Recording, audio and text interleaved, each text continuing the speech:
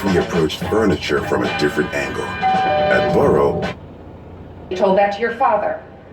You thought that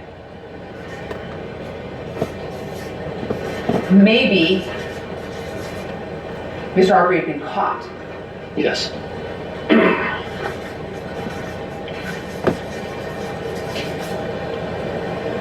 And then you said that you thought maybe he was trying to get away from the police. Yes, ma'am. But you hadn't heard any sirens or anything in the neighborhood. Not yet, no, ma'am.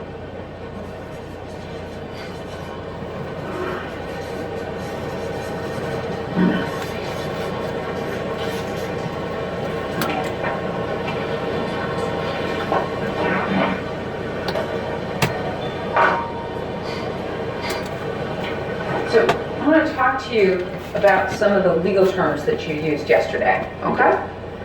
All right, so first I want to talk to you kind of about probable cause, all right? And you testified yesterday that you had been trained in the military for the Coast Guard, that even when you had arrest powers, before you could arrest somebody, you needed probable cause, correct? That's correct. All right. And you even gave the jury the definition of probable cause, correct? Yes, ma'am. All right. You said it was a level of suspicion by a reasonable and prudent person, given the overall circumstances, to believe a crime has been committed. Yes, ma'am. All right. But that's really only half the definition, isn't it? That's what I was taught in my training, is that definition right there. So, isn't it correct that, well, let me ask it this way. Didn't you learn from your training that you need two parts? Reasonable suspicion first, and then probable cause. So, isn't it true from your training that you need two parts of probable cause? You need probable cause that a crime has actually been committed, and that the person you're arresting is the one who committed the crime. That would be correct. All right. But you left out the second part, that you actually have to have probable cause that the person you're arresting is actually the one committing the crime. That makes sense. I mean, that was the person that I assumed that was committing the crime. That was the probable cause was him.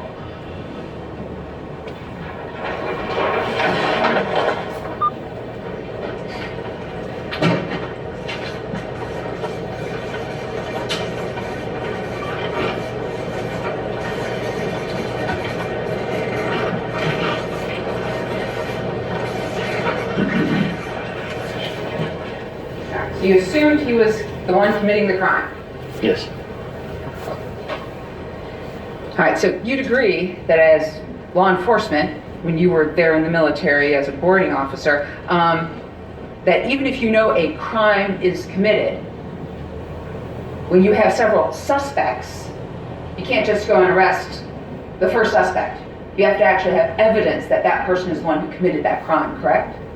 That's correct, and I believe I had it with the videos that I've seen with him, with Mr. Arbery being the one that has been there multiple times, and then what I witnessed on the 11th with him sneaking through those yards, or through that yard, and then the way that he reacted to me when I put the lights on him, reacted like he was going for a gun, and then went into that house after we had our altercation. And then Mr. Al-Benzi being there that same evening and verified that that on the video is the same guy that he's seen. And then seeing Mr. Al-Benzi pointing down the road led to probable cause, and then Dad saying that was the same individual, the probable cause that it is the same guy that has been in that house that has been breaking into and stuff has been stolen.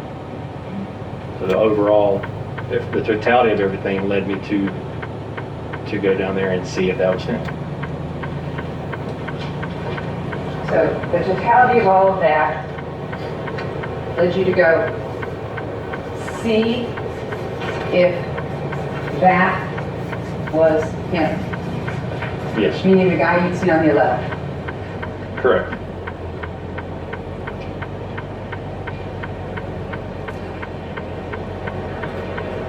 All right, so you used the word totality of the circumstances a whole bunch here, haven't you? Yes, I guess. Yes, ma'am. All right. So let's go ahead and back up for a second. You had your gun stolen, correct? I did. On January 1st, 2020. Yes, ma'am. And you had a suspect in mind for that theft of that gun, correct? Yes, when I got the videos from Ms. Perez, Diego, looking through, there was a truck that came through that I haven't seen in the neighborhood before.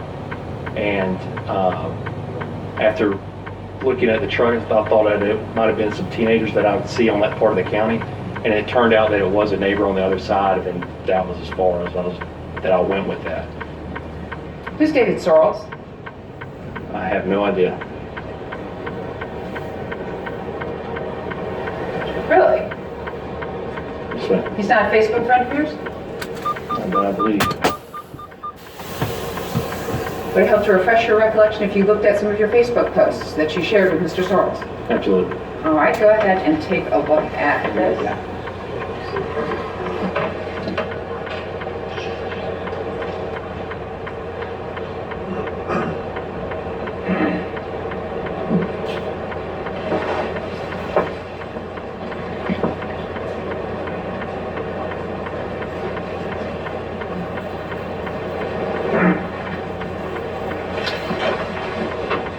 Thank you.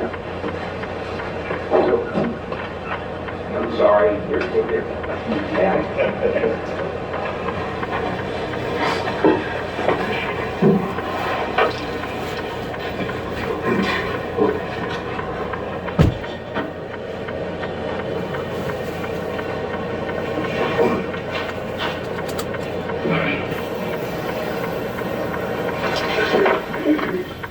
Thank you. Kind of take a look at the yellow highlighted part.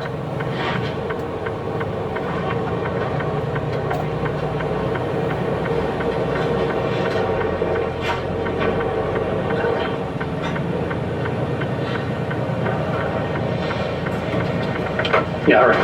All right, do you know who David Sorrells is? I do not. All right. He must have been on the neighborhood page.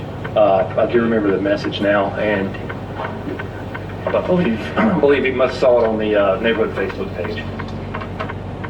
All right, so on January 1st, he says he's sorry about your gun being stolen out of your car. Is that right? Yes, that's what he wrote. All right, and then you indicated that you had a pretty good feeling about who stole it, Yes, ma'am. and you found out where he lived. Is that correct? Yes. And you've been watching him for several days. Yes. That was not Mr. Arbery. No, that was the truck I was telling you about. And you then indicated that this may be the same individual who's been causing trouble in the neighborhood. Yes, ma'am. All right. But that's not Mr. Arbery. No, ma'am. So why, in your written statement, 2 hours after the homicide, do you put down the very first sentence?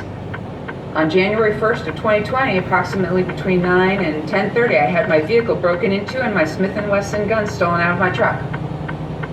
Because I was aware of things of burglaries and vehicles being broken into the neighborhood, and then on top of seeing what I saw on the 11th, that there are things being broken into. I was under concern that Mr. Arbery could be a suspect in this, or he could not be. But like I said prior, he is the one that I have seen, and he is the one that has been in that house several times.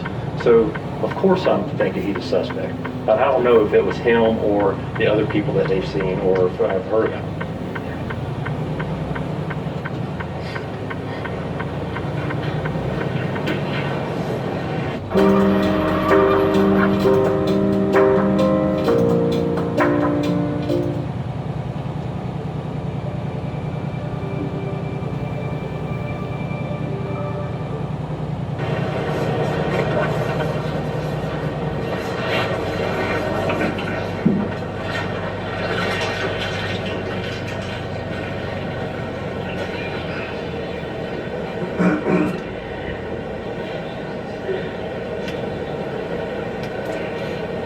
So, given you don't know who stole your gun, there was no probable cause to arrest Mr. Arbery for the theft of your handgun on January 1st, 2020. No, ma'am.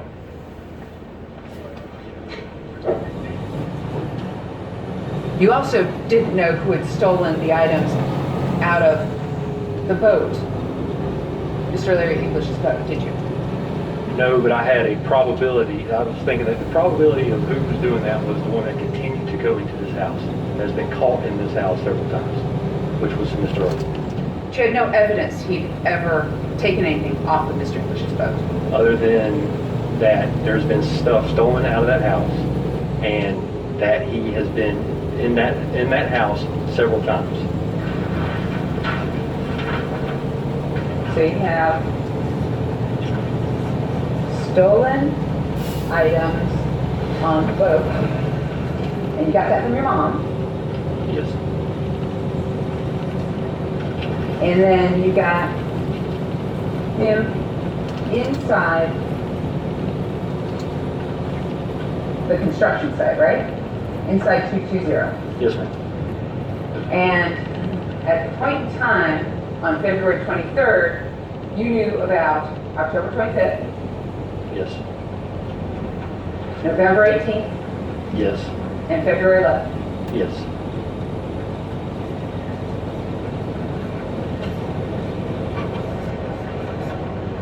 You also knew that the white couple had gone in on November 17th, right? I did.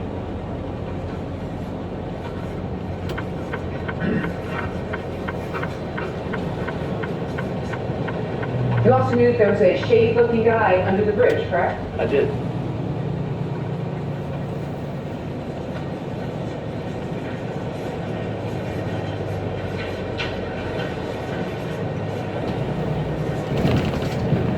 And you also suspected this guy in the neighborhood with the truck may have been the one who stole your handgun. He might have also been someone who was stealing things in the neighborhood, as you said to Mr. Sorrells, right? After a couple of days, they decided that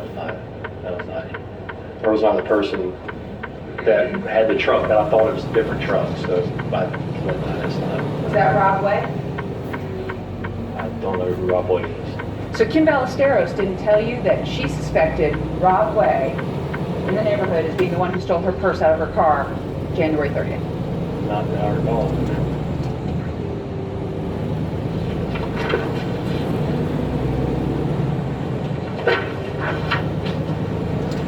And you're telling this jury that your mother never told you that Larry English suspected his contractors. No, ma'am.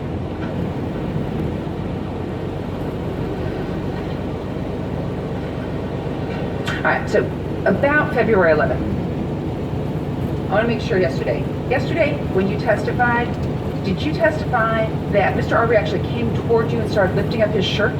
Yes, ma'am. Okay, but you never said that before to anyone, did you? I'll put it in the statement. The statement, your handwritten statement? The statement, written statement, I believe I did.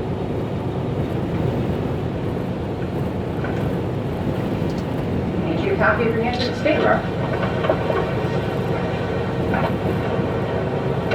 Sorry, that Mark, you did it.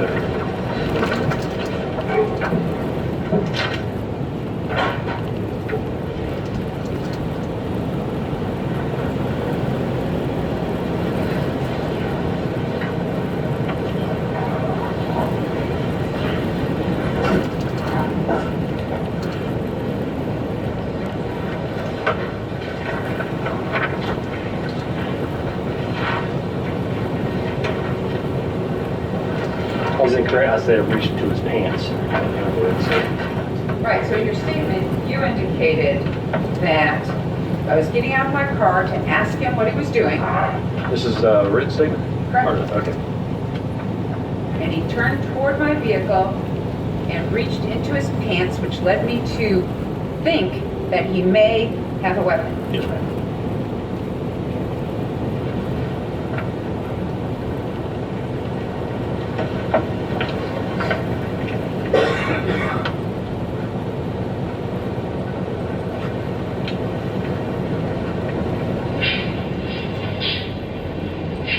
Reached like that into his pants?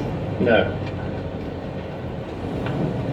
That's, And then you indicated I immediately put my car in reverse and the individual went into the house under construction, correct? yes, ma'am. And that was, oh, Oh. All right, can everybody see now? All right.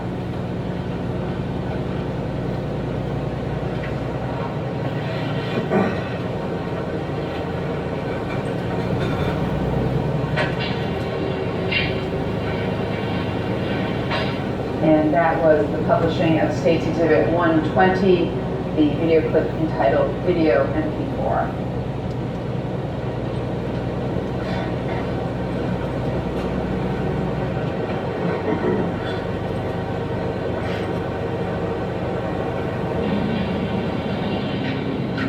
Is that your car pulling down? It is, yes, ma'am.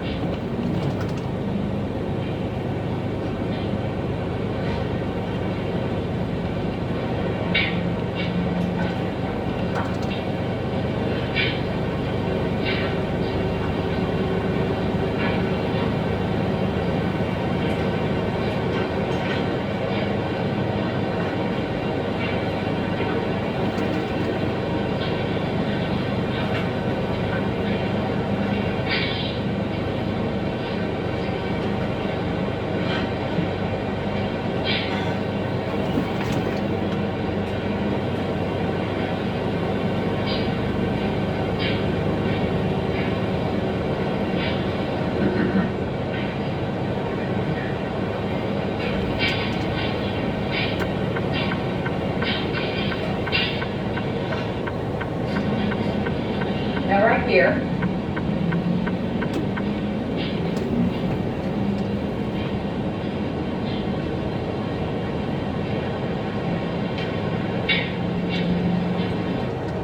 Mr. Arbery have anything in his hands?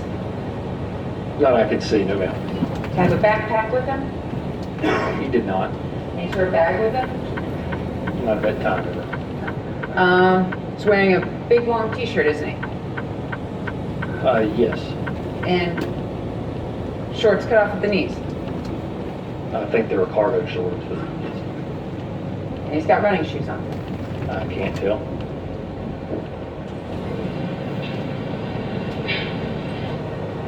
Did you see the Nike logo swoosh in the reflection? No, ma'am. Back it up, please.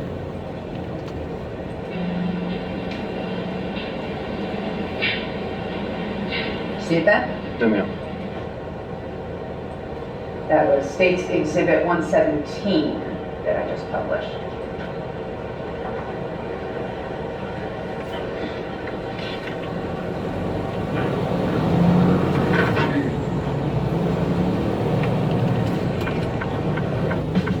Holidays never tasted so refreshing. York peppermint snowflakes.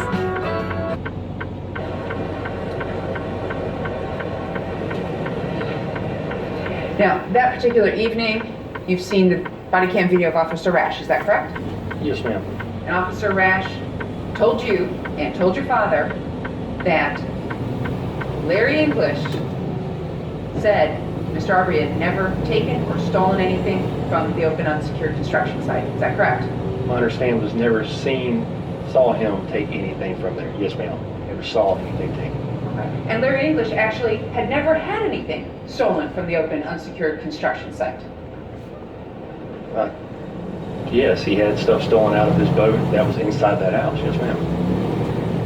But you didn't investigate that crime as a law enforcement officer, correct?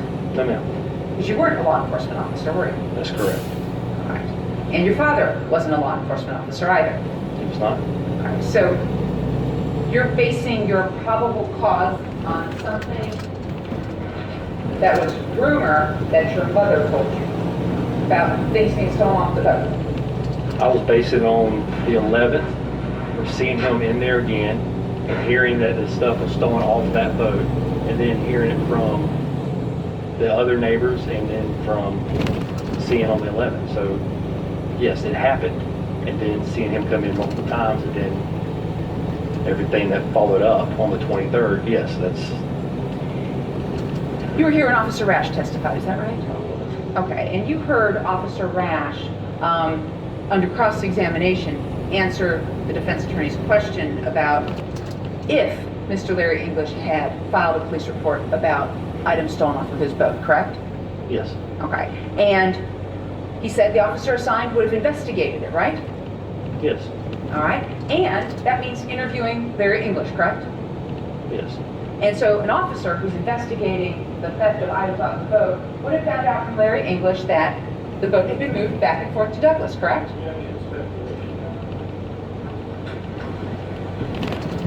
She's asking him about, to assume what Officer Rash would have done had he been asked to make a report about thefts by Larry English, and then how he would follow up on that. This is all speculation on the witness's part. Speculating as to what Rash would have done. That's the saying. I'll ask a better question, Ron. On cross-examination, do you remember Officer Rash testifying that the officer assigned, if Mr. English had filed a report, would have investigated that? Yes. Okay, and that Officer Rash, you heard him testify that that would have included interviewing Larry English, correct? Yes. All right, and you heard Larry English testify that the boat had been moved back and forth between Douglas, correct? He learned that, yes. Well, he didn't learn that, he knew it. He'd moved the boat back and forth, right? You talking about Rash or English? Says object. I'm not sure what the relevance is about asking him what he heard people testify in court that he didn't know with his own personal knowledge on particular dates. Hearing what people later come and testify about in court is asking him to comment on the testimony before the jury. It doesn't seem to be a relevant inquiry. What he did or what he knew at those particular times, I think, sure. But what they testify about in court and how that may change his thoughts about dates in the past doesn't appear to be relevant. It's overruled. Go ahead. Okay. And you heard Larry English testify that he suspected his subcontractors? Yes? That, That Larry English suspected his subcontractors of having stolen the items off of his boat. You heard him testify to that? here, yes, ma'am. Okay, and you heard him testify that he told that to Officer Rash? Yes. And you heard Officer Rash testify that he told that to your father? Yes.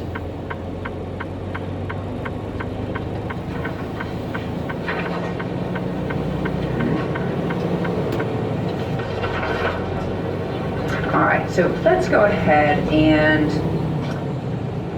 talk about what was happening on February 23rd, 2020. All right, so you personally first saw Ahmaud Arbery as he was running ahead of you on Burford. That's correct. Okay. And you were driving behind him in the white F-150 pickup truck. Yes, ma'am. All right. And at that time, when you first saw him, he didn't have a bag, did he? No, ma'am. Didn't have a backpack. He did not. Wasn't carrying a box. Was it? And you could see his hands as he ran. Yes. And you could see that he was wearing the cargo shorts and the t-shirt. Yes, ma'am. And you didn't know who he was. I mean, you didn't know him personally. I didn't know him personally. No, ma'am. Okay. You didn't know his name. No, ma'am. You didn't know anything about him. Nothing. He didn't know you. Not that I'm aware of.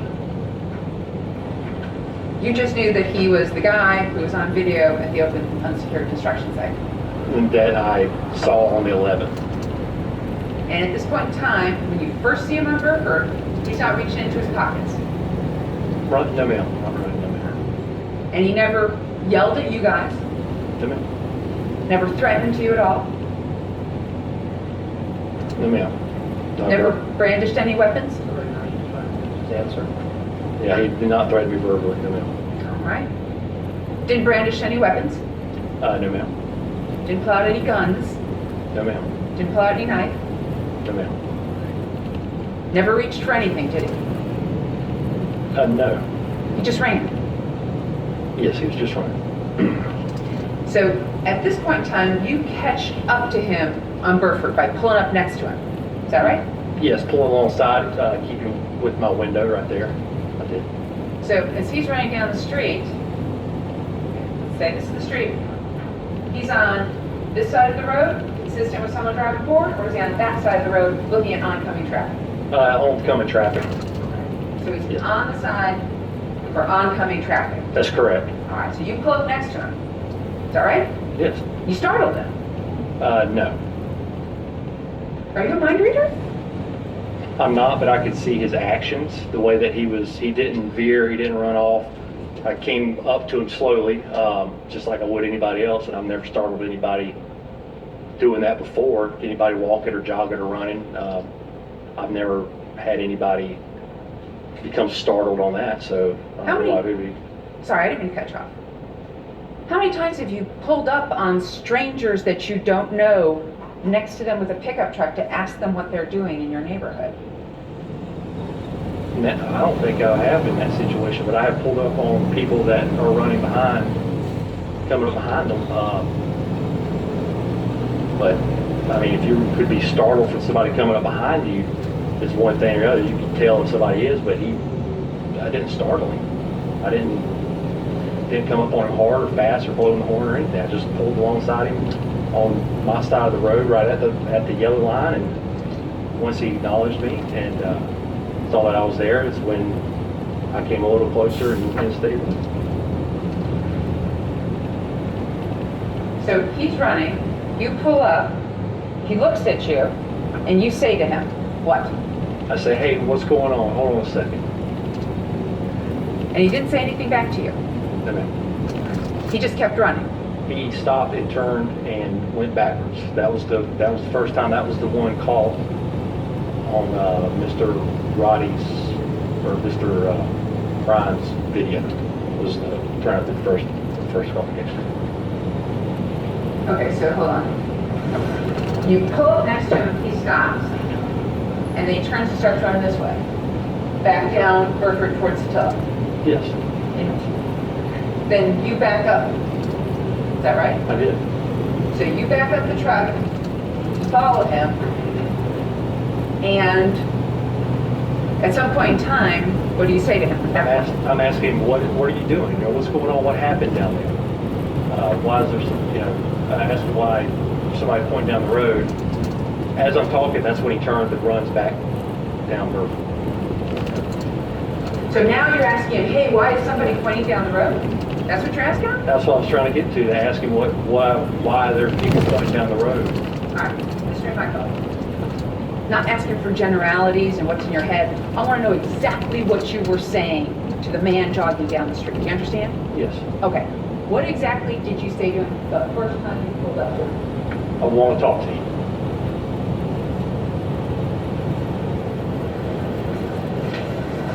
And he turned and ran. He stopped, he had turned and then went the other direction. And that was an indication to you that he didn't want to talk to you. Yes. That was an indication he was not going to stop for you. Yes. Right. And at that point in time, you chose to put your truck in reverse and back up at him. Back up along with him. So he's trying to get away from you, doesn't want to stop, doesn't want to talk, and you're backing up to go along with him. That's correct. And at some point in time then, he turns to run up Burford, right? Yes, I've asked him again, or asked him that I wanted to talk to him. I don't know exactly what I said, but it was to the effect that I want to talk to him and what happened down the road.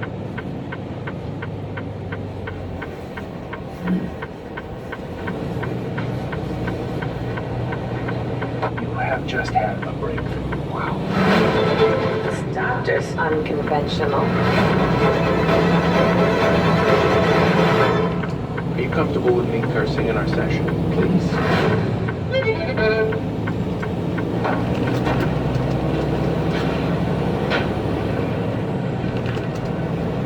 And at this point in time, you're not wearing any sort of uniform. No, ma'am. You're not in a marked patrol car. I'm not. Don't have any badges on your sleeves. I do not. And when you told the police, you were talking to them about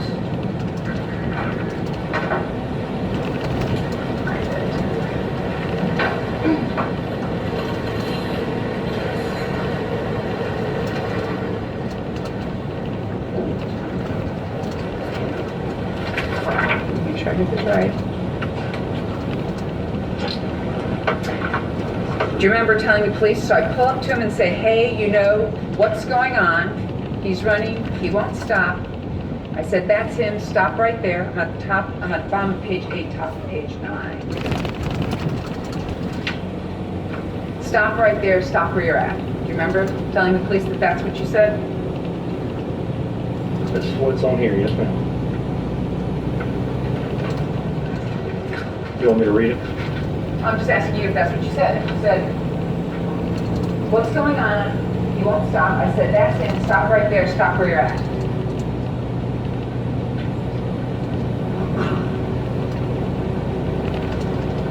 Yeah, that's part of it. So at this point, you're ordering him to stop.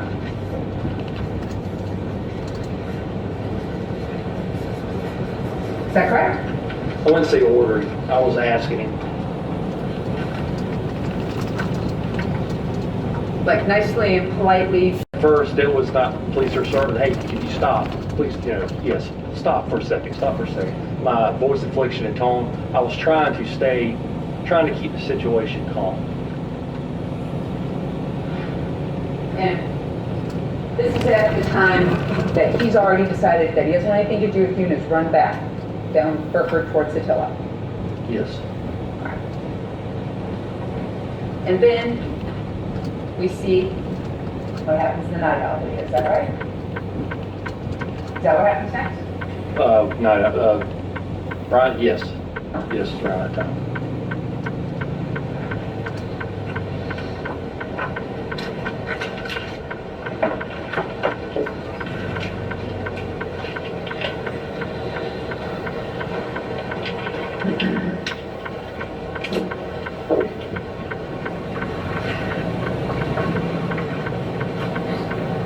Find it.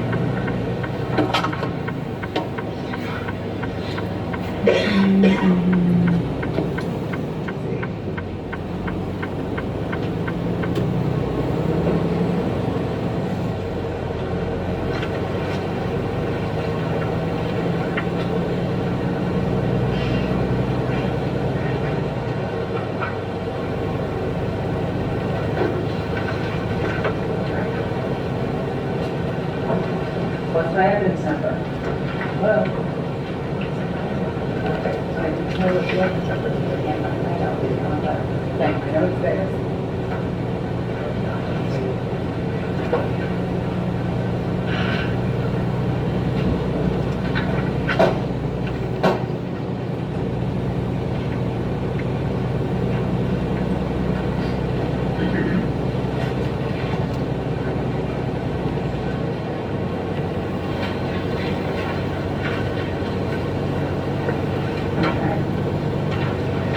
I apologize, Your Honor, something's not right.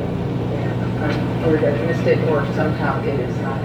All right, as they work that out, we're going to slip it a quick break. We'll be back with more right after this. Stay with us. You're watching Court TV, your front row seat to justice.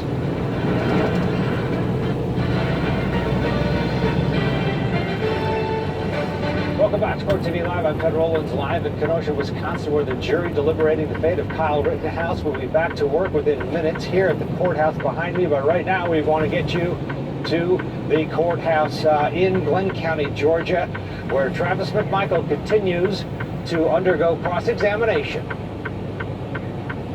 Yes, it's right at the corner of that house or lot right there, the last open area. Right here. No, ma'am. Right there. Yes. All right. And so you chase him down here, and at this point in time, you cut him off. No, ma'am. I'm alongside him and ask him to stop. I want to talk to him. And then after I asked him, I want to talk to you. I want to talk to you. Hey, hold on a second. Is when he finally stopped. And I was like, okay, now we can talk. We can see what's going on. And then as soon as I said, the cops are coming, after he didn't respond to me or talk to me, I said, hey, the police are coming. Stay right here. That's when he turned and ran in the other direction. You'd agree with me when I say that you never, ever told the Glenn County Police Department or in your written statement that you said to Mr. Arbery, the police are coming. I don't know if I did or not. If it's not on there, then I didn't say it. But I mean, I could have missed it from everything that was happening and writing it down. And 2 hours later, I might have missed it, but on the assumption that they do that, because I was still under the impression that my dad has called the police, so I'm under the impression that the cops are coming.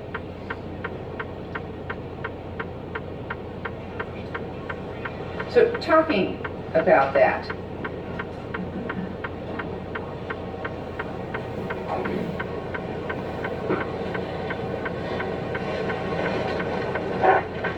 I'm going to have you take a look at page number 9. Again, that last paragraph.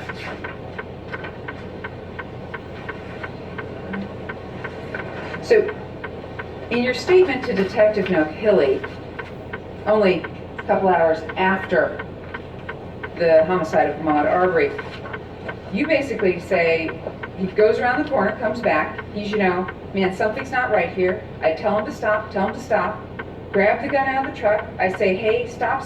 He runs back. Man, you call 911 yet? Find my phone, call, give it to my dad, said, call the cops, let's get the cops. So it's Walmart Supercenter may be closed today. Head west on Central Avenue West toward Vaughan Road, then turn right onto Vaughan Road. That's when I found out that he did not call the police. When I realized that he has not called the police. And then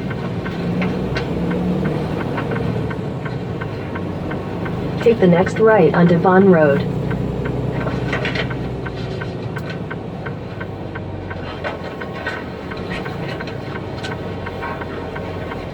So also on page 9, In a quarter mile, turn right onto Watson-Cooley Road. never indicated that Mr. Arbery actually stopped long enough for you to have a conversation with him. Is that correct at the top of page 9?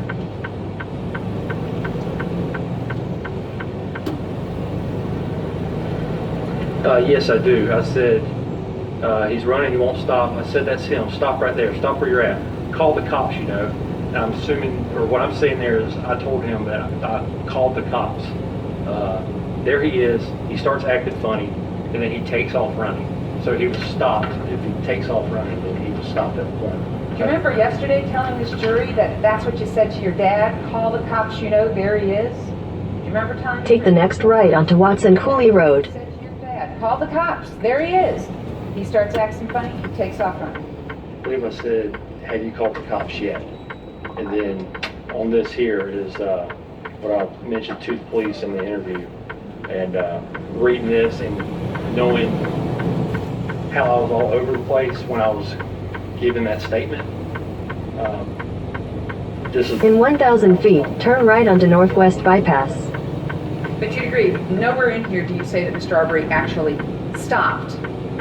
You said, stop right there, stop right where you're at, and he takes off running. takes off running. So nowhere in here do you indicate to Detective El-Hewie that he stopped long enough for you to say, the police are on their way, and that that's why he took off running. Nowhere in here and nowhere in your statement is that indicated. In those terms, saying it in that verbatim, I did not. But looking at this and how I was Take the second right onto Northwest Bypass. still under the impact of what happened a couple hours after this, just 2 hours after the shooting, and then seeing how I was talking, under stress, nervous, scared, I know what I was talking about here, and that's what I was talking about. They call the cops, stop where you're at, call the cops. I'm probably choppy trying to talk to them, being nervous and saying. Continue on Northwest Bypass for half a mile. If you're running, he continues running, he takes off running. I think that's what I was talking about there. What were you nervous about while giving the statement? I just killed a man. I had blood on me still. I was the most traumatic event of my life. I was scared to death. I mean, it was the most traumatic event of my life. I don't know anybody who wouldn't be scared or stressed or. He doesn't want to talk to you. You back up. He doesn't want to talk to you. You pull down Burford. Your dad telling, cut him off. And all of a sudden, he runs back. He doesn't want to talk to you. That's 3 times he's demonstrated to you that he does not want to talk to you, correct? Yes, He's also demonstrated he's no threat to you. He hasn't pulled out a gun. that's correct. He hasn't said one word to you. He has not. He's not threatened you in any way, verbally or physically? No, ma'am. No knives? No knives. All right. He's not swearing at you, using profanity or anything like that, is he? Didn't talk. So at this point, you get out of the truck, correct? That's correct. You get out with your shotgun. No, I got out when my father got out to get in the back, and then my shotgun slipped and was in the floorboard where my feet were all over it. Once I'm out of the vehicle, it was safe to, I'm not going to reach out, wasn't going to grab it while Mr. Arbery was right there. There's no reason for it. He's run off. I'm on the side of the truck, so at that point, I grabbed the shotgun out of the floorboard and put it back on the seat. Your dad gets out with his .357 Magnum, correct? I didn't know if he had it on him or not. I knew he had it, but I didn't see it. He didn't have it in his hand. So he didn't have it in his hand as he ran about 10 yards down the road after Mr. Arbery. He didn't run down the road after Mr. Arbery.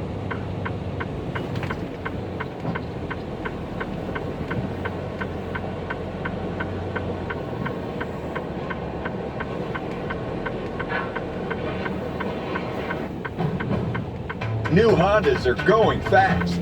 So if you want one, hurry to your Honda dealer and get yours before someone else does. Now's your chance. See your Western Washington Honda dealer today.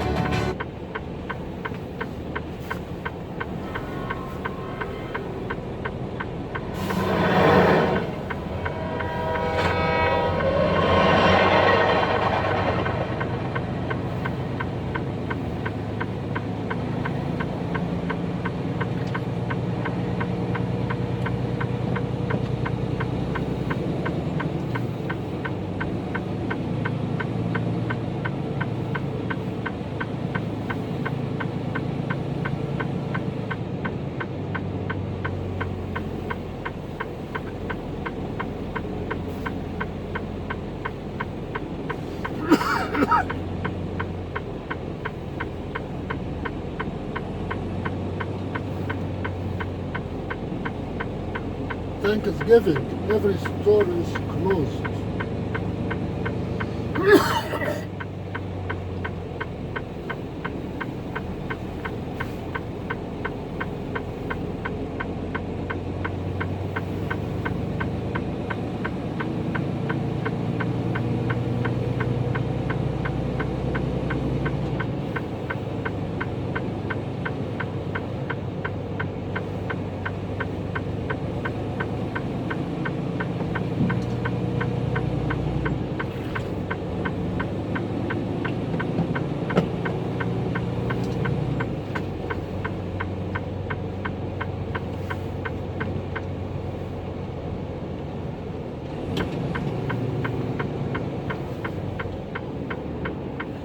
We are in Great Falls, Montana. 200 years after Lewis and Clark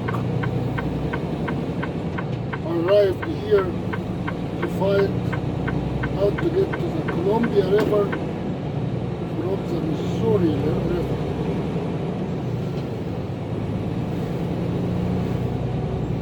And the diesel here is $3.96. $3.69. In California, it is $5 something.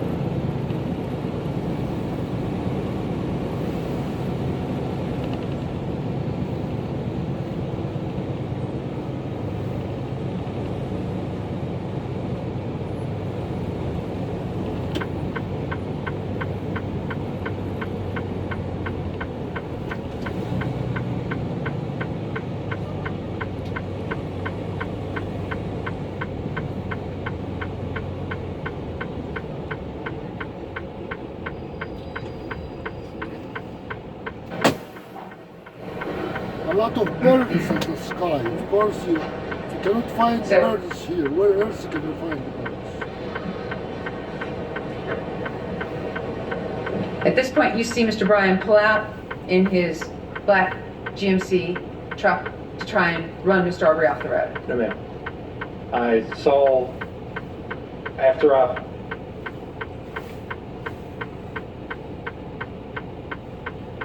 put the shotgun back onto the seat when it was on the floorboard, and then watching Dad, or talking to Dad, or trying to figure out what's going on.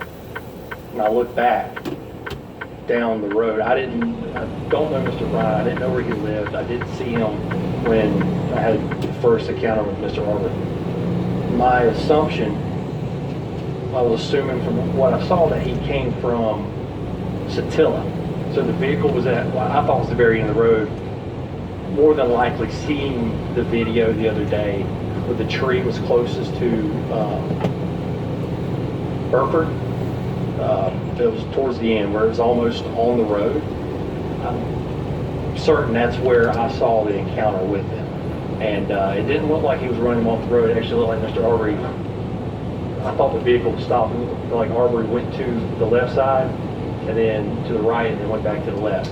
It looked like he was engaging with that vehicle.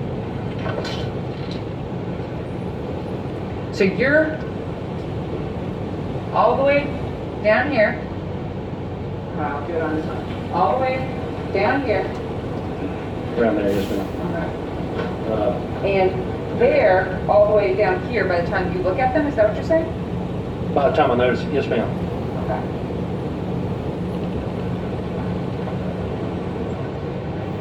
And you want this jury to believe that you thought Mr. Arbery was the one engaging in this black vehicle, not that the black vehicle was trying to hit him or run him off the road. That's More of a question you want this jury to believe. I think that's an improper form of the question. I think you can ask him questions and you can answer, but to insinuate that he has some motive for the jury to believe is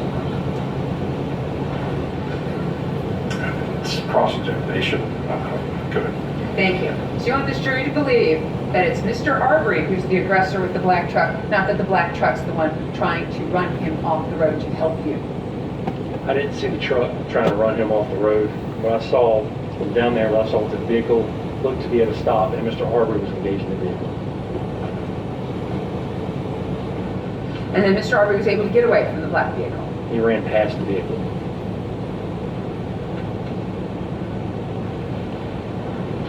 And your dad wanted to go down there to see what was happening, right? That's correct. But you wanted to go around to cut him off. No, ma'am. I wanted to get around and to see where he was at, not to cut him off. Not the way you're saying cut him off. No, I wanted to see where he was at, to be in that same area to let the police know where he was going.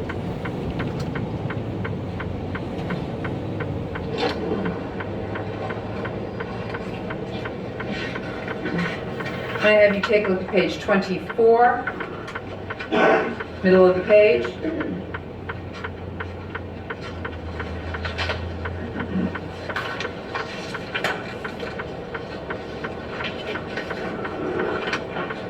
I'm sorry, back up to page 23, please.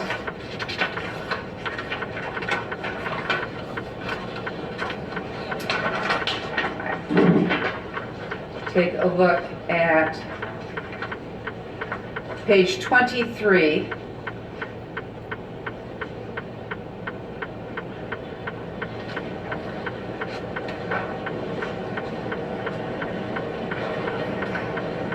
So, line 16. So he turned and went back down this road. Dad's like, hey, go down there. I said, I'm not going through that. I'm not going back to him. And this is about the time that the black truck that was at the scene, that's when he tried to stop it. Yes. Okay. So here you're telling the police the black truck at the scene was trying to stop Mr. Arbery.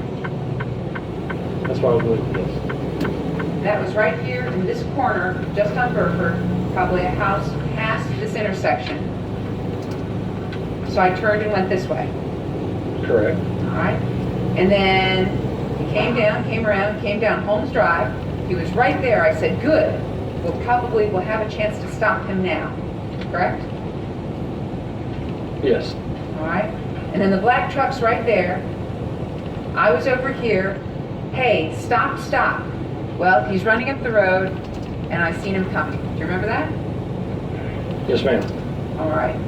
So you came around Holmes, and you were a few houses down when you encountered Mr. Arbery and yelled at him once again, stop, stop. Is that right? I think I had it wrong on here. like I said, once I was bouncing back and forth, trying to explain everything that happened, that I misspoke on there. I don't know where I would say to stop. Where was it that I said stop?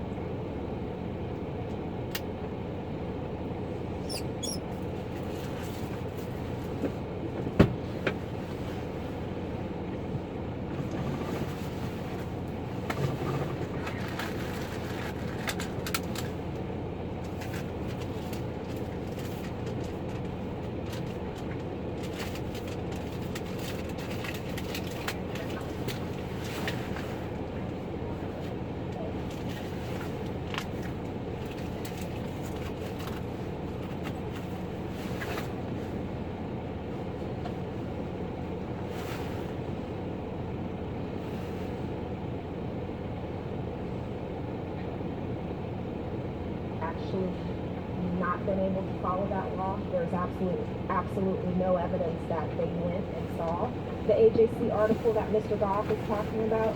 Therefore, we don't believe he's made a clear showing of prejudice in bullets 1 through 5. As far as bullets 6 through 7, the only evidence of Greg McMichael's ties to the Glynn County Police Department is that maybe a few of the officers, I believe, Detective Lowry testified that he knew Greg McMichael in passing. Detective Parker Marcy also, I believe, he testified that he knew of him, but they didn't have any close relationships with Greg McMichael that would tend to show any reason for a cover-up. Also, notably, Jackie Johnson's name was never ever mentioned in the presentation of evidence in this case, Judge. Mr. Goff is the only person who keeps bringing up her name. We have not elicited any evidence of a cover-up. We don't intend to argue any cover-up because it would be unsupported by the evidence. So here he's made no showing of clear prejudice to his client. As to bullet 8, the evidence showed that Greg McMichael and William Bryan knew each other, but they didn't know each other very well. Actually, Mr. Bryan didn't even know Greg McMichael had a son named Travis McMichael. Travis McMichael testified that he never met William Bryan, and there was no express agreement between the McMichaels and Mr. Bryan. There was evidence presented that Mr. Bryan and Greg McMichael were talking to one another right after the homicide happened and during the time when the officers got on scene. But this evidence, even if he were to get a separate trial, would still be admissible in his separate trial. So for those reasons, we don't believe there's been a clear showing of prejudice here either as to bullet 8. As to bullet 9, this court is going to charge the jury as criminal trespass, burglary, hijacking a motor vehicle as Mr. Goff asked for. And it'll be up to the jury to determine what, if any, crime the alleged victim committed in this case, Your Honor. The McMichaels actually never asked for the criminal trespass instruction. I believe the state is the one who asked for that instruction. And if Mr. Bryan were to hold a trial separately, we would likewise ask for that instruction in his separate trial as well. So, given that, we don't believe a severance is necessary here.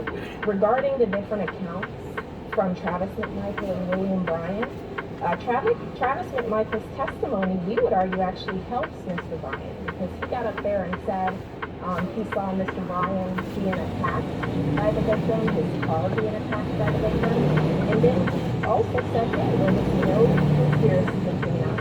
We did not have an express agreement. So rather than hurt his client, we believe that Travis McMichael's testimony actually helps his client. For those reasons, Judge, we don't believe clear prejudice has been shown here. As far as bullets 10 through 11 are concerned, I want to point the court to Strozier v. State.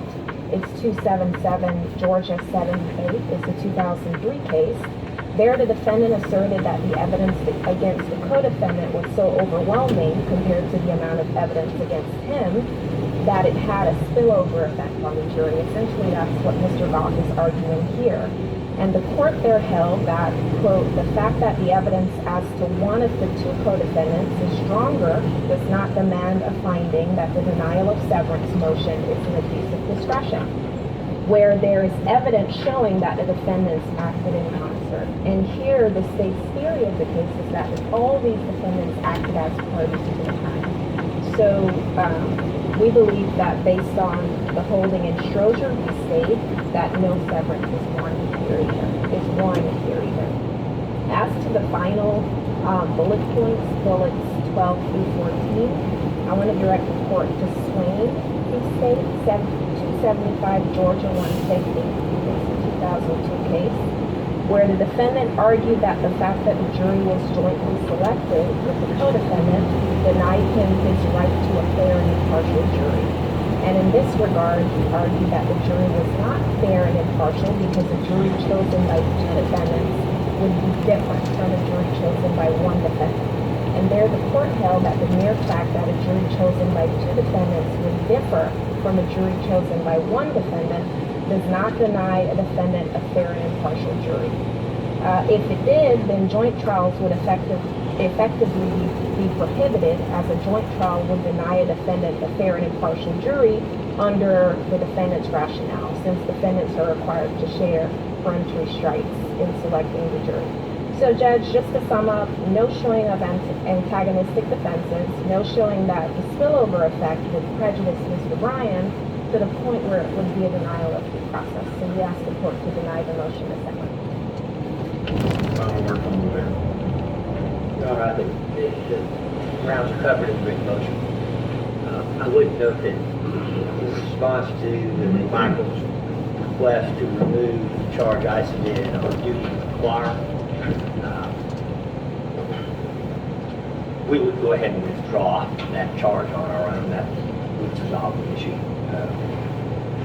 I hope that will satisfy the McMichael defense. I guess sometimes people don't want help. All right, let me look at it. I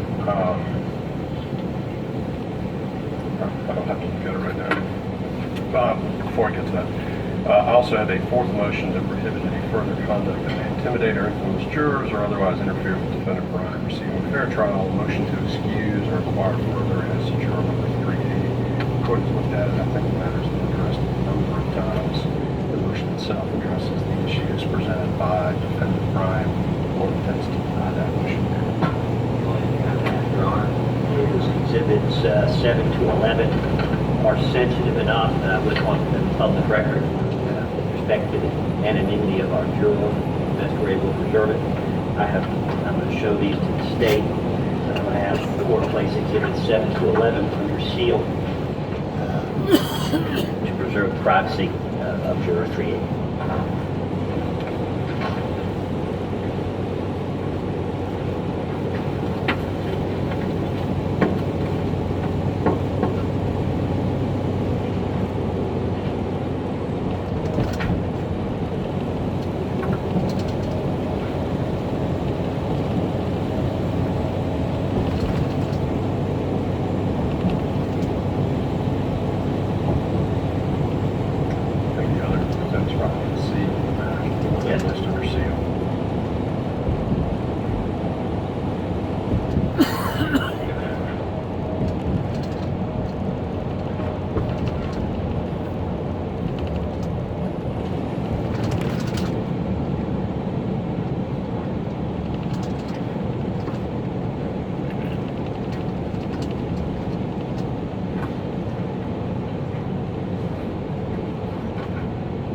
Get this extremely high-tech $3,000 drone for a fraction of the price.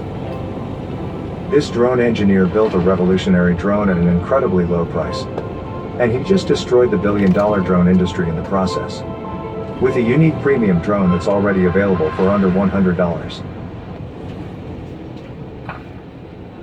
Placing those exhibits back in the manila envelope that is marked Exhibit 7 to 11.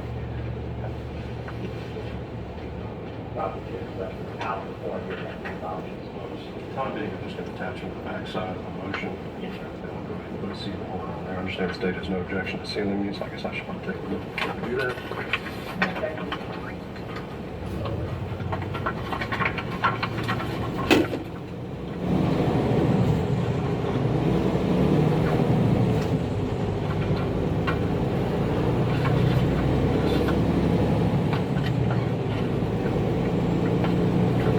Those exhibits will be filed under seal.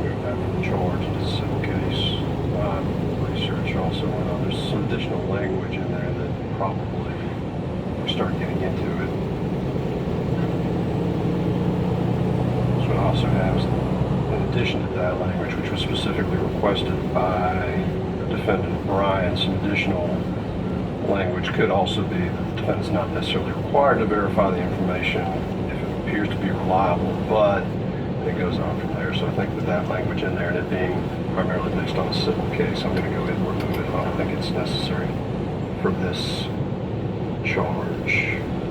So that is the only change the court is making from the draft charge. That again is the citizen's arrest duty to inquire on page 16. That one sentence is being removed.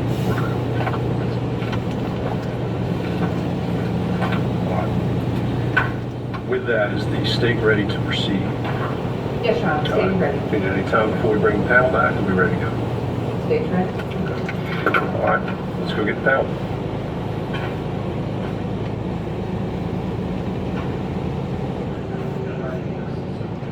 Done. We just need 10 minutes to set up and take the jury out, bring them back in. So the state's not going to use all 3 of its hours right now.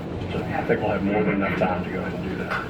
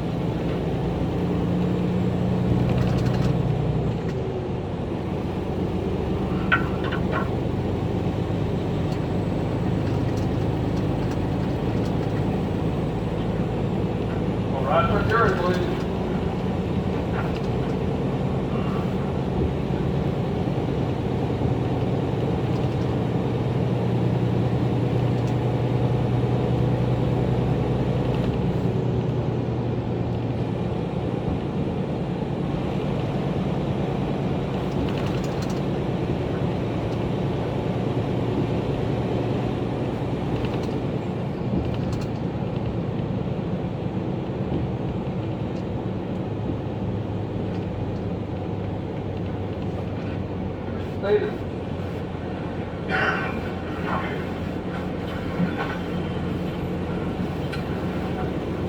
right, welcome back, everybody. Hopefully, with a long weekend, at least from court duties, y'all are back well rested and ready to go.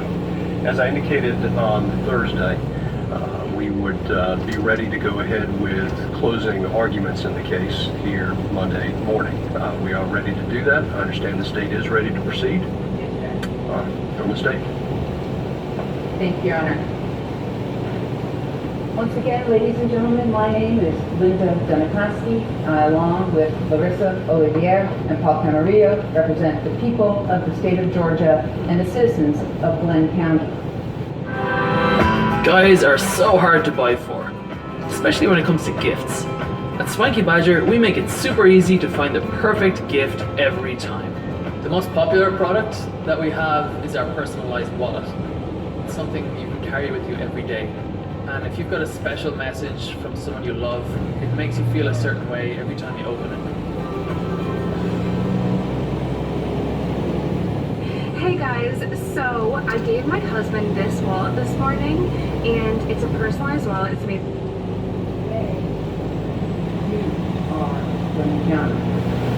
So why we are here is to go ahead and present you with the state's closing argument. Now the state gets to go first and last, because the state has the burden of proof to prove this to you beyond a reasonable doubt. But not just to prove to you beyond a reasonable doubt the charges in the indictment, but remember from voir dire, you were asked, can you give meaningful consideration to the defenses presented by the defense if they put any up? Okay, and what we've heard is what? Self-defense and citizen's arrest, which the state has to disprove beyond a reasonable doubt to you as well. So ladies and gentlemen, what the state's going to do right now is we're going to go through I'm going to give you a snapshot, that kind of like, here it is in a nutshell sort of thing. And then I'm going to take you kind of through systematically, piece by piece, what the law is as it regards the charges in the indictment, self-defense, and citizen's arrest. All right? But the one thing I want to tell you before we got started is this. You will have a copy of the indictment with you in the back. Okay? So you don't have to write down the charges in the indictment. You have a copy in the back. In addition, Judge Walmsley is going to give you a copy of the law. Okay? So you'll have a copy. So when I'm putting the law up here, you don't have to furiously write it down. You will have a copy of it back here with you.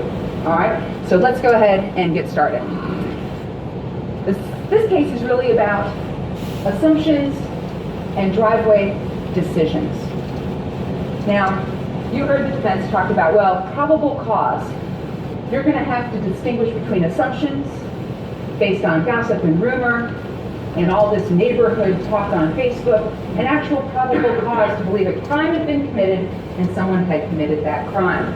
The state's position is all three of these defendants made assumptions about what was going on that day, and they made their decision to attack Ahmaud Arbery in their driveways because he was a black man running down the street.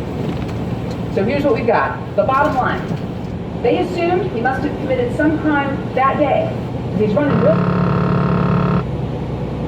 They did not call 911. They wanted to stop him and question him before they called 911. How do we know? Because that's what they told the police that night. That's what they said on the scene. Hey, stop, we want to talk to you. Can't do that. They made these decisions in their driveways. So what's really going on here?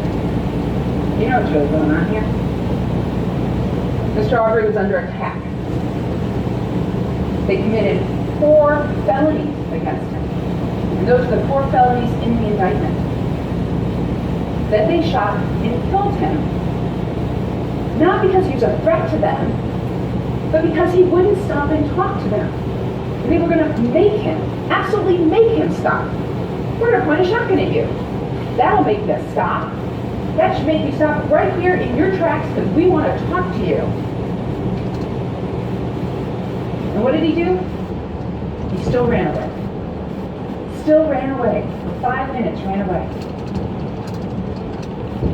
Travis McMichael went to intercept him with that shotgun, and he turned that corner, We can't see whether Mr. Arbery attacked him or grabbed the shotgun or anything. It doesn't matter.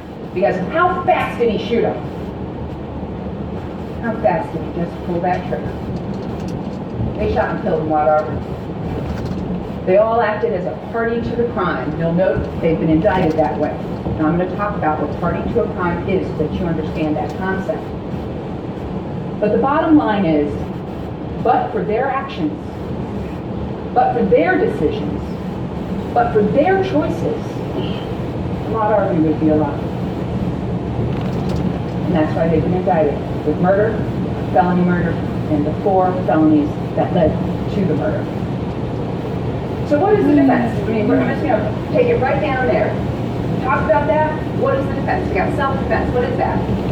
Well, they're going to try and convince you that Ahmaud Arbery was the attacker, that he was somehow threatening to them.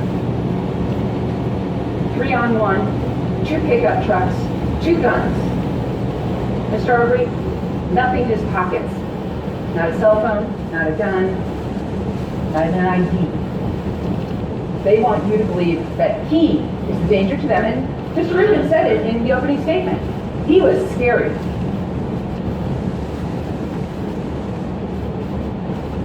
So, here's the thing. They're going to try to claim that they were justified in their actions. Okay? Because here's the thing, ladies and gentlemen. You cannot claim self-defense under certain circumstances. You can't. You don't get to say, I was acting in self-defense, and there's 3 of them, and it's the law. This isn't just something made up. There's 3 of them in the law, okay? If you are the initial unjustified aggressor, you don't get to claim self-defense. If you're committing a felony against somebody, you don't get to claim self-defense. And the 3rd one is if you provoke somebody so that they defend themselves against you. And then you go, oh, look, he attacked me first. But you really were the one who's provoking the attack on yourself. You don't get to claim self-defense. So, here's the problem. They're going to try and claim they were justified in starting this in their driveways.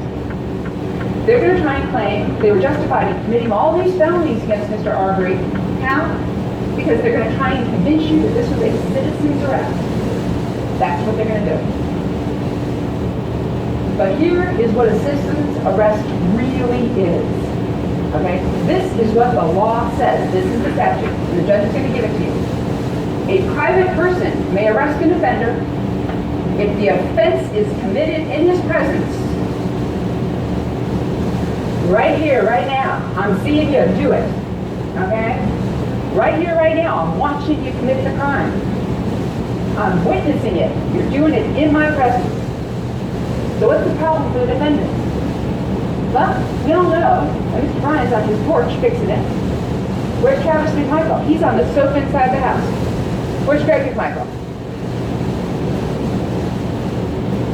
This all started when I saw him running down the street. Now, it also says that within his immediate knowledge, well, the judge is going to charge you that that's synonymous. It means the same thing. So you got to think about, well, in my immediate knowledge, what does that mean? Think about the eye in the sky, you know, at Walmart. Like you're in Walmart, right? And you see all those things in the ceiling. You know there's a guy in a booth watching a bunch of video cameras, right? So he's not standing next to the person shoplifting, right? When she shoplifts, right? What's he doing? He's watching it on the camera. That's immediate knowledge. He's not right there next to the person shoplifting, but he's watching it, so he has immediate knowledge. You can see it high in the sky. That's just an example. How to think of immediate knowledge. But immediate knowledge and in your presence is the exact same thing. In order to make an arrest of an offender, the offense has to be committed in the private citizen's presence. Do we have that here? No. In addition, you will be charged, this is the second line, if the offense is a felony. So once again, the offense has to be a felony. The judge is going to charge you. Criminal trespass and loitering and prowling are misdemeanors. Okay? I'm going to pause right now. I'm going to ask you to read the criminal trespass thing. In order to be a criminal trespasser, you have to enter on the property with the intent to do an unlawful act. Or somebody has to have told you you can't come back here, like Larry English or his representative. Well, Mr. Arbery was never told, don't come back here. You're not allowed. This is private property. He was never told, so he doesn't fall under criminal trespass. Now, I don't want you guys to make the mistake of thinking that we're endorsing, kind of, or not acknowledging what Mr. Arbery was doing. I mean, let's get real. All right, what was Mr. Arbery doing? He's going on to somebody else's private property. Yeah. What was he doing? We can see it. Wandering around for a few minutes each time. Right? And then what would he do? He'd leave. On video, never took anything, never damaged anything. So ladies and gentlemen, you decide. Was he this giant burglar who just happened to never show up with a bag or any means to steal anything? Alright? Or is he a looky-loo? Yeah, a looky-loo who's going in there at night. He should be doing that. We all know this, okay? But it's trespass. It's a misdemeanor.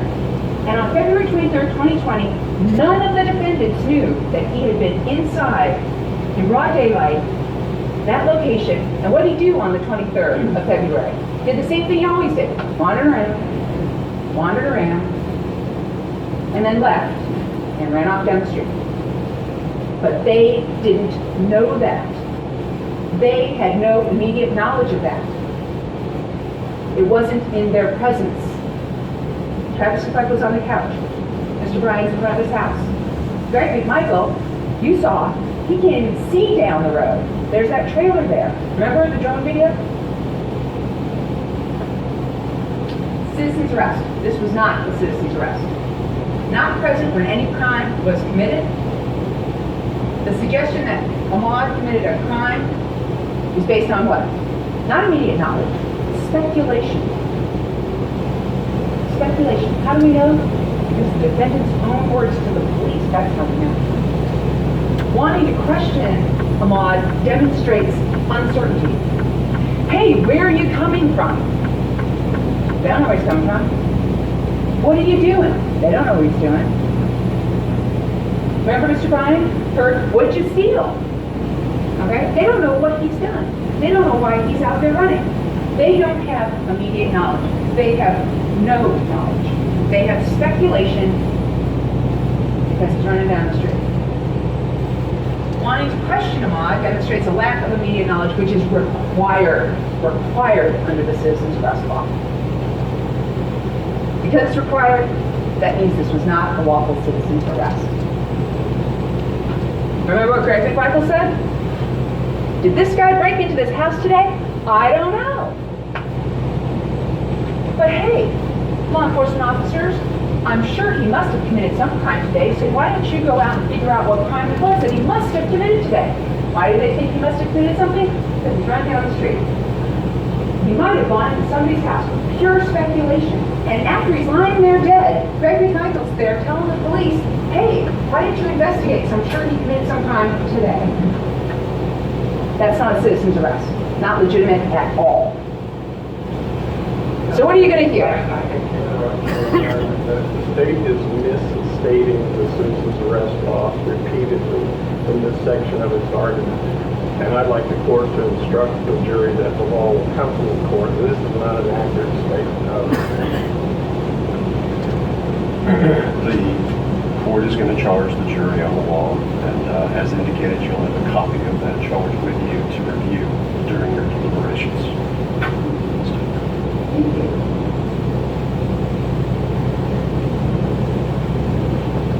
Judge is going to charge you these exact words. Judge is going to charge you these exact words.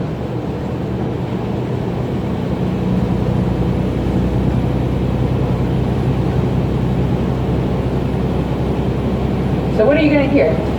The state suspects that what you're going to hear from the defense is this, that Travis McMichael had probable cause to believe that Ahmaud stole the stuff off the English's boat in 2019 and was escaping that felony on February 23rd, 2020. Not really sure how you escape on February 23rd, 2020 from a crime you supposedly committed on some unknown date in 2019. that Travis McMichael's mom told him about. But basically, we have this where he came in, took the stand, and said, yeah, that's what was going on. So I was going to go ahead and arrest him for this. Here's the problem. This was completely made up for trial because no one anywhere at any time ever mentioned Larry English's vote. Never. On February 23rd, 2020. Travis McMichael had 2 hours and 45 minutes to talk to the police. He was given an hour to write a 3-page statement. An hour to write it down. Never, ever, ever once said anything about this.